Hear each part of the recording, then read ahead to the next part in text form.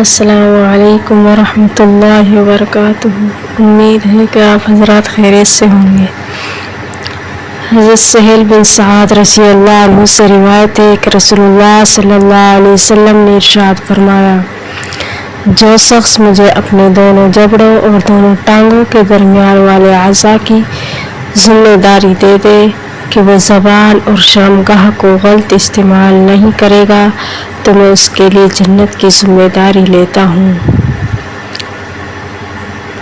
سہیل بن سعد رضی اللہ عنہ سے روایت ہے کہ رسول اللہ صلی اللہ علیہ وسلم نے ارشاد فرمایا، جو شخص مجھے اپنے دونوں جبڑوں اور دونوں ٹانگوں کے درمیان والے